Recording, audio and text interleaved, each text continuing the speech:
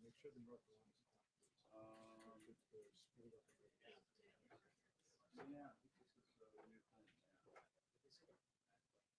They've used the streets. It's been a while. Yeah, the dust. Yeah. Spicer, remember during the Spicer briefings, he would go to like a local station in Kansas City or whatever, and the reporter would be on the screen and ask that question. Remember that? That was 20 years ago. Right? Thanks, Jim.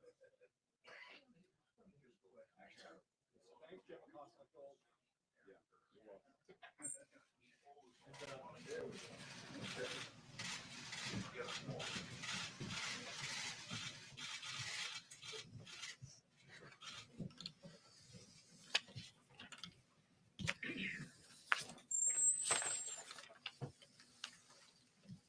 Good afternoon.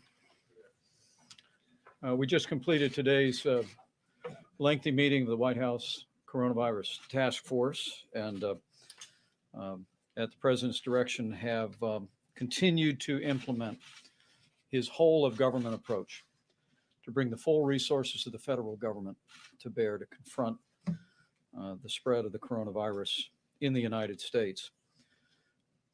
Let me begin, as always, by saying that according to all of the experts gathered here and on our task force, the risk to the American public of contracting the coronavirus remains low.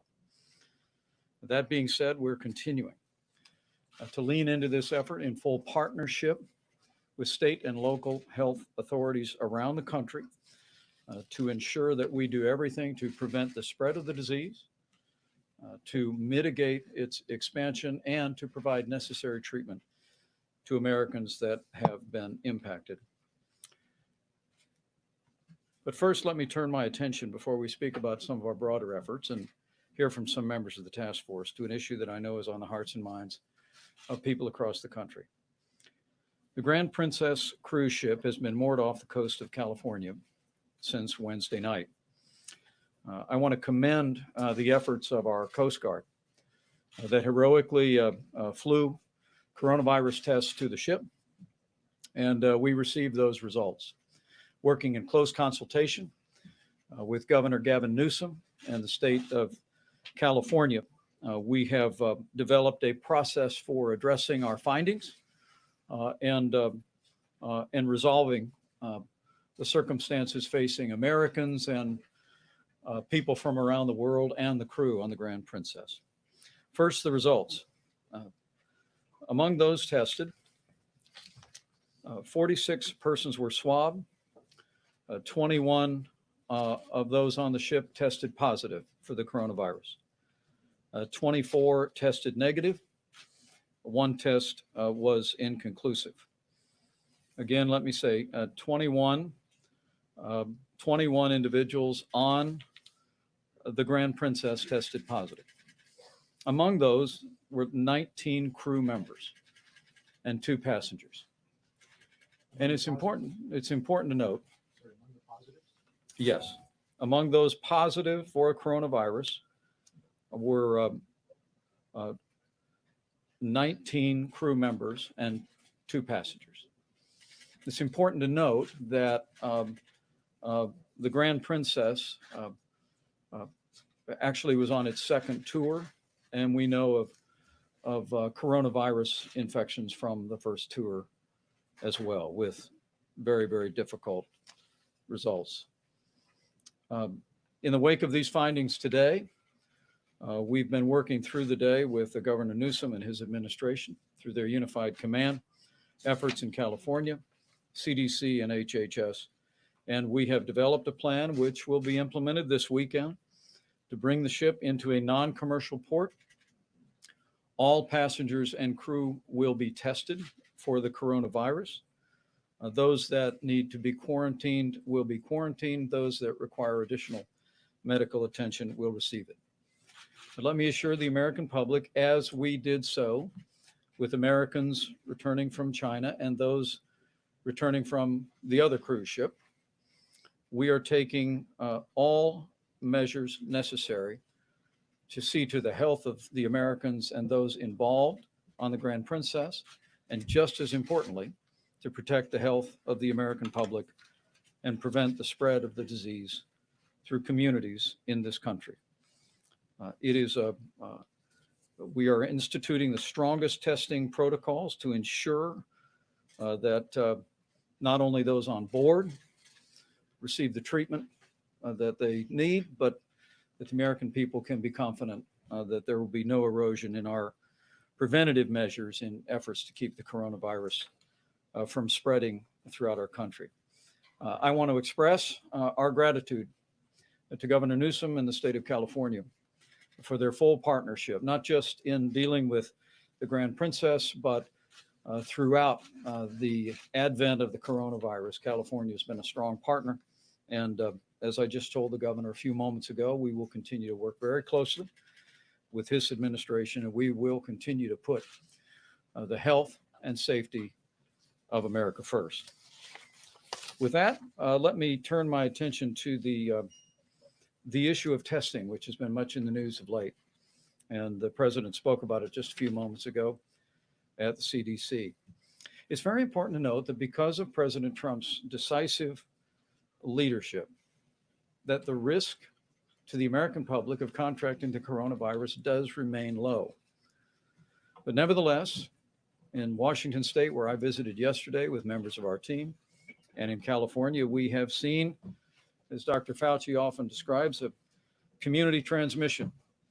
Still less than 200 cases across the country. And the good news is most Americans who've contracted this disease are being treated and recovering and on the road to recovery. Sadly, we all know of the loss of life, and we grieve that along with their families. But the American people deserve to know that we are ready, and that because of the president's leadership and because of extraordinary efforts by CDC and Health and Human Services and our partners in state labs around the country, we have the testing necessary to be able to provide tests to all the states that have requested it. As I said yesterday, we've been able to provide tests to all the state jurisdictions and labs that have requested it. And I'm pleased to report that all state labs have the test. And now, because of the change that President Trump implemented at the FDA a week ago, now state labs can actually conduct coronavirus tests themselves. Beyond that, between March 2nd and 5th, we distributed more than 900,000 tests across the country, including 200,000 that could allow 75,000 individual patients to be tested. As the Secretary of HHS just described, by tomorrow, another 200,000 tests will be shipped. And by the weekend, another 1 million tests will be shipped around the country, with the expectation that at the end of next week, 4 million tests will be shipped. We've been able to respond to the request of states that have been impacted by the coronavirus. But as I said yesterday, to meet future demand, this week the president brought together the leading commercial labs in America and asked them to, in effect, partner with the United States in developing tests for the American people. And I'm proud to say that just in the last 24 hours, LabCorp, Quest, two of America's leading commercial laboratories, have announced that tests will be available by Monday of this week. The reason that's important, the reason that meets future demand, is because the enormous capacity of these commercial laboratories and others in the country are precisely how we will make coronavirus tests available for your local doctor, available to your pharmacy, and broadly available to the American public. Tomorrow, Dr. Steve Hahn of the FDA will come to this room and brief in specific our efforts with regard to testing to assure the American public that every effort is being made to provide testing resources, not just for state laboratories, not just for universities, not just for hospitals in affected areas, but with the announcement of these major commercial labs, we trust in a matter of weeks, the coronavirus test will be broadly available to the public and available to any American that is symptomatic and has a concern about the possibility of having contracted the coronavirus. We've made great progress, but there is much work to be done. Over the course of this weekend, I'll be traveling to Florida to meet with cruise line executives. We'll be discussing with them in particular what additional measures our cruise lines could take to ensure the health and safety of the American public. I look forward to those conversations tomorrow. I want to introduce Dr. Fauci for a comment, and then I'll also introduce the Admiral and Bob Kaldick about our plans with regard to the cruise ship. But let me make one last comment, if I may, before we hear from other members of the task force. I've said it twice, let me say it again. The general risk to the American public remains low. But if you are an individual with a serious underlying health condition and are elderly, it's important to take precautions and use common sense, particularly as it relates to travel. We want to recognize from the experience now of 2 cruise ships, the cruise ships represent a unique challenge for health officials. And so we would ask elderly Americans to use common sense and caution in planning any cruise ship vacation in the future. But they can be assured we're going to be working closely with some great American companies in the cruise line industry to enhance and strengthen the screening procedures that take place as passengers board and as they disembark. With that, let me yield for a few moments to Dr. Fauci, and then we'll hear from other members of the task force about the Grand Princess as well as testing. Dr. Fauci. Thank you very much, Mr. Vice President. I just want to take the opportunity very briefly. Last time I was here at the podium, we were talking about what the Vice President said about the risk of getting infected and how we need to distinguish that from if you are infected, like the unfortunate situation that we've seen in Seattle and what we're seeing on cruise ships, is that in that group of people who get infected, the ones who are clearly the most vulnerable to getting the complications of serious disease and even death are people with underlying conditions, particularly among the elderly with underlying conditions. And those are heart disease, lung disease, kidney disease, diabetes, et cetera.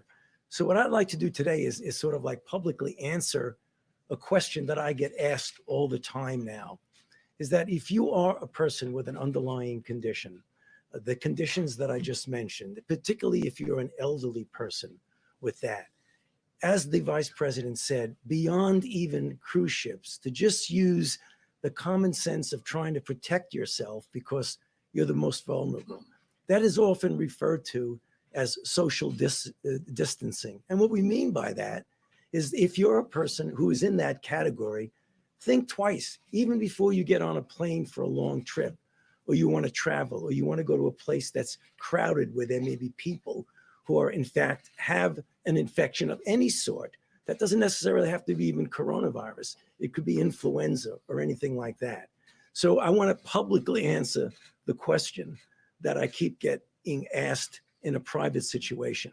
If you're in that category, or if you're the family of individuals in that category, take care to try and take care of the most vulnerable among them. And there are simple things that you can do, practical common sense about not putting yourself in a situation, whatever that might be, that might increase the risk given your situation. Thank you. Thank you, Dr. Fauci. Well said. With that, I'd like to introduce Vice Admiral Abel, who, again, the Coast Guard did heroic work transporting tests to the Grand Princess and is going to play a key role as we implement the process of resolving the impasse on the ship. Thank you, Mr. Vice President. First of all, we'd like to send our appreciation out to the members of the 129th Air Rescue Recovery Wing, the California Air National Guard, that played a key role last night in getting the test kits out to the ship, retrieving those test kits. It's great to have shipmates like that stand by our side when the nation needs it. Coast Guard looks forward to operationalizing the best risk mitigation plan that's developed on medical science from the state, local, and federal level. And we'll use our captain and the port authorities to direct the ship to execute that plan. Thank you. Thank you. And Bob Cadlick is the Assistant Secretary who's been coordinating the preparedness and the response to the Grand Princess. Thank you very much, Mr. Vice President, and good evening, everyone. I just wanted to say, first of all, thanks to Governor Newsom and his staff at the State Health Office and Emergency Management in California. They've been an extraordinary great partners, not only during this event as we're developing a concept of operations and planning to, if you will, disembark passengers from that ship safely and effectively, ensuring that their safety as well as the community that they will be coming into will be protected. But I just want to say that they've been great partners throughout this. They've been critical in our repatriation efforts from Wuhan, as well as from the Diamond Princess ship in Japan. And again, the details are becoming more apparent, and we'll brief you as those become more firm. But I just want to say this is a whole government of effort.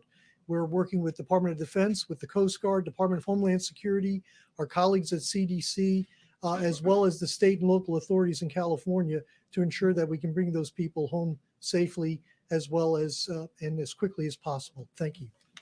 Great. Dr. Birch, did you want to speak to our plan with regard to that? Thank you, Mr. Vice President. So this will be a comprehensive plan that, like our other Diamond Princess, was a comprehensive approach to ensure the health and welfare of all of our citizens. As Dr. Fauci discussed, we know many of the people on the cruise ship are in their 60s, 70s, and 80s, and we want to make sure, as we know, that that's a more vulnerable group, that we pay special attention to anybody who has any comorbidities or other conditions. And so we're working very hard with the people on the ship and the medical team there to make sure that their health and welfare is prioritized. Thank you. Good. And Dr. Stephen Hahn with the FDA for the latest on the availability of testing. Thank you, Mr. Vice President. Just as a reminder about this test, this is a swab test, not a point of care test. We discussed that yesterday, but that's the component of this test. It is a test that's been developed by the CDC based upon their first obtaining the genetic sequence of the virus. That test is very high quality. We have high confidence in that test. That test is now available in all public health labs as described by the Vice President. In response to the demand that we're seeing for the test, we are increasing the supply of this test as described by the Vice President. And we believe that that will be available significantly across the country. And I can provide more details tomorrow, just for specific numbers, if you will. As of yesterday, the CDC test was shipped out 900,000 tests. We have another 200,000, which we expect to be shipped out tomorrow and have gone through the quality assurance process. Another 1 million tests will be quality assessed this weekend, and we expect those to go out early next week. We expect further surge in test capacity beyond that by the end of next week. And again, I'm really happy to provide details. How many have been tested so far? Can you say that? So I think that's a question that should probably be addressed to the CDC for the most accurate number. Thank you. Great. And state labs. Questions? Where do you expect these people to be quarantined? And what of 19 crew members, 2 passengers, why so many crew were infected? Well, we're going to get to the bottom of it, but it's very likely that the crew on the Grand Princess was uh, uh, exposed on two different outings, and we know the coronavirus manifested among the previous passengers, and so we'll find that out. But we will be testing everyone on the ship. We will be quarantining as necessary. But with regard to the 1,100 member crew, we anticipate that they will be quarantined on the ship, will not need to disembark. But let me refer to Secretary Cadlick to respond. We're working literally hour by hour with the Department of Defense and with the state of California to identify the military bases where we'll do the testing of the remaining passengers. Yes, sir. Thank you. And it is truly evolving right now. Obviously, there have been bases that have been identified before, Travis, Lackland, and we're working with the Department of Defense to identify the appropriate settings. Again, realizing that we're trying to ensure both the safety of the passengers and the safety of the communities that are around them. So happy to answer any more questions. Thank you. Mr. Vice President, APAC in just the last little while sent out a notification to people who attended the conference to say 2 people from New York who attended the conference have tested positive for coronavirus. Are you concerned that the virus is now here in Washington, D.C., and as a lot of members of Congress attend APAC, are you concerned that some members of Congress may have contracted the virus? Well, let me say that's the first I've heard of it in the midst of a busy day. And we will be engaged. I'm confident in the same contact tracing that we are for any case. But maybe Dr. Fauci could speak to a concern about the nation's capital that you raised. Yeah. Again, when you have lack of information, it's tough to make anything definitive. But obviously, if you have someone who is here, I mean, the risk of there being a major outbreak, obviously, is which everybody thinks about. But what will happen is that those individuals that were infected will have contact tracing. And that's the public health weapon, if you want to call it that, we have, namely to get those people isolated and to do the contact tracing. We don't have enough information now because this is the first that I've actually heard about it also with a busy day. So as soon as we get further information, we'll be happy to share that with you. Vice President, the President just a short while ago said that anybody that needs a test can have a test. They're all set. Can we drill down on that? When exactly will a person who feels like they may have coronavirus, can they go into their doctor's office and get a test? In addition to that, Mr. Vice President, just a short while ago, the President described Governor Inslee of Washington State, who you just met with yesterday, as a snake.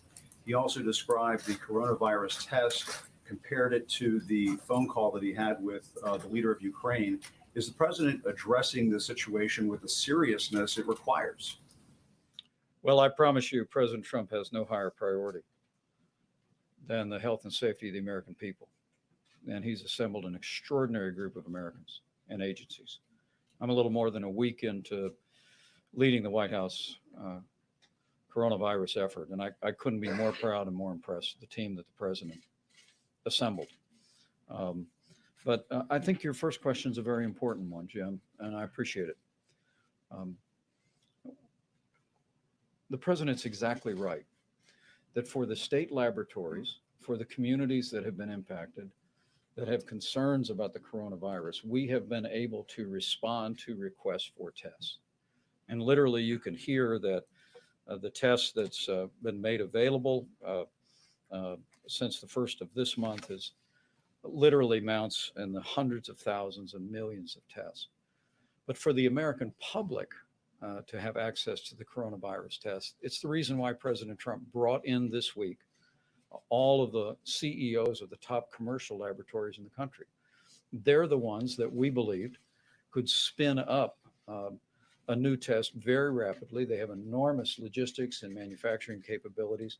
And we said to them, we want you to work together because whilst all state labs can now conduct their own tests, and while we've, as I described, and as Dr. Hahn described, we've distributed hundreds of thousands.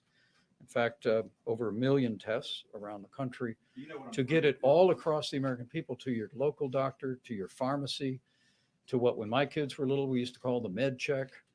It's going to require these commercial labs. And the good news is it didn't get too widely reported, but both LabCorp and Quest, two of the largest commercial labs in the country, just announced that by Monday, they will have tests available for distribution and sale across the country. If I could just follow up, Mr. Vice President, if somebody is feeling ill this weekend and they go to the doctor on Monday, can the doctor request a coronavirus test? Any American in the country, or are we not at that point? I just want to make sure that it's crystal clear in terms of what the expectations are. Well, I think for any American that is symptomatic, speaking to your doctor, if you have reason to believe that you have been exposed to the coronavirus, I have every confidence that your physician would contact state health officials and have access to the state lab. We've made those tests available to the state labs. I've spoke to Governor Roy Cooper of North Carolina today. I spoke to Governor Brian Kemp of Georgia last night. And we've been working hard to make sure that where we have suspected cases, that we've been making tests available. But you make a very fair point about the wider availability to doctors and physicians and clinics will happen, we believe, because of the collaboration that President Trump forged with our commercial labs. And the great news is, as they announced yesterday, by Monday, the two of the largest commercial labs in America announced they will have tests and begin to take them to market. Thank you, Mr. Vice President. Two questions, if I could, one on workers and one on families. First one on workers. There are a lot of Americans who are worried about losing wages if they're forced to stay home because they're not on a regular salary. Is the White House preparing any sort of economic mitigation effort for workers who suffer wage losses here? And the second one is on families, which is you're telling people to stay home if they feel sick. Right. What's your advice to parents of children who might have a lot of vulnerable people in their households? Should they be quarantining themselves with their children in the house, or do they need to be quarantining themselves somewhere else away from their own families and children? Well, with regard to your first question, I will tell you that I've been very inspired at the response of businesses around this country and their sensitivity and decision-making about Americans who are potentially impacted by the coronavirus. But I will tell you, in the days ahead, when I was on Capitol Hill this week, meeting with Republicans and Democrats in the House and the Senate, we talked about, should this become much more widespread in the country, there were recommendations from Congress, which I know we would carefully consider. But your second question, I think, might be the most important one asked, and that is for families, what are the best practices at home? And I'd like to ask Dr. Birx to address that. That's an excellent question. I come from a multi-generational household. I have 9-month-old, 2-year-old grandchildren. My parents live in the same household. They're 91 and 96. And my daughter and husband are there. And I think this is a very critical question. And it's why over the last week, we've really been focused on who is the most vulnerable, who needs to be protected, and ensuring that every family understands that. And I think your question is critical because it comes back to what Dr. Fauci said. If they follow good hand washing techniques, if they ensure that everything is washed, that is used with the grandparents, if they ensure that the children, if ill, are kept away from the grandparents and somewhat separated in the household with strong cleaning and other hand washing and hand touching pieces.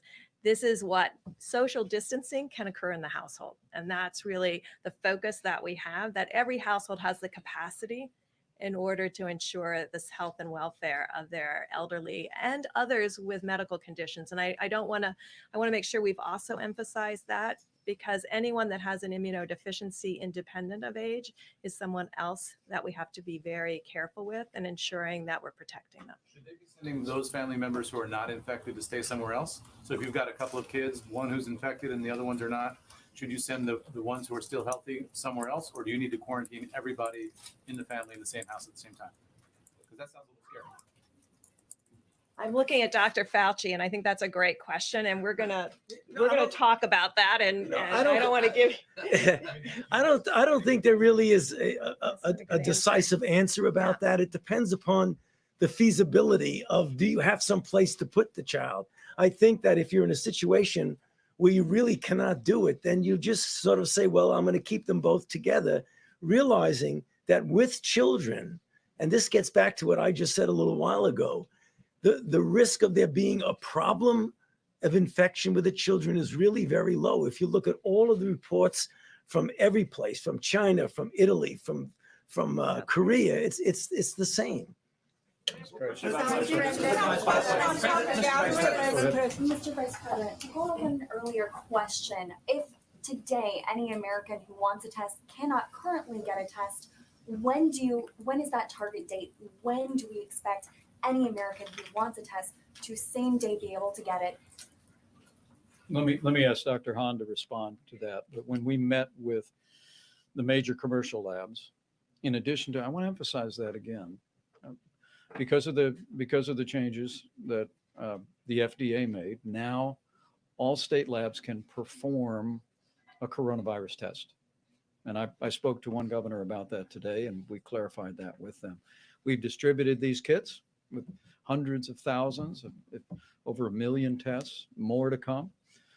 But to get the test widely distributed across the country, I couldn't be more grateful that our commercial labs have already announced, 2 of the leading commercial labs in America, that they'll create a product. But let me let you talk to Dr. Hahn, because the FDA is in the process of working with those companies and see if Dr. Hahn has a sense. But I remember that they told us, given their enormous production capability, that in a matter of weeks, not months, that we could be seeing a coronavirus broadly distributed around the country and then growing literally by the day. Dr. Hahn, is that about right? That's correct. Thank you, Mr. Vice And President. also, if I might add to that, do you have some idea of how many test kits we are going to need total? So I'm going to use the term tests, not kits, so that we can be clear about, sort of the lexicon that we're using. So as I mentioned, as of tomorrow, we expect 1.1 million tests to have been shipped to laboratories, and those would have gone to mostly non-public health laboratories. In answer to your question, because I'm thinking like a doctor here, if I were with a patient who came in, I wanted a test. What I would recommend to that provider is to contact, as the Vice President said, their local public health group, because they're going to be able to know about availability in that state. But as the Vice President says, with these large commercial labs having the ability to now scale up those tests, and this is a critical part of this, in addition to the millions of tests that we'll be sending out this upcoming week, as well as what we've already done, we expect that to surge substantially. And how many do we need? Are we talking we need a test available potentially for every American? What is our target? So we'll talk a little bit about this tomorrow. It's a complicated answer to the question, and I don't want to mislead the American public, but one test doesn't necessarily equal one patient. And so that equation, I think, is worth discussing in more detail. Can we just follow up? Last question, Mr. Vice President. Mr. Vice President, on international. Well, let me maybe follow on that with 2 things. Number one, the President's directed a whole of government approach. We're leaning into this effort, and we're going to work with our commercial partners. We're going to work with the CDC, and we're going to meet that need for the American public. And I'm confident of that, particularly as I see the way, frankly, see the way state governments, state health departments, public laboratories, and our commercial laboratories have stepped up.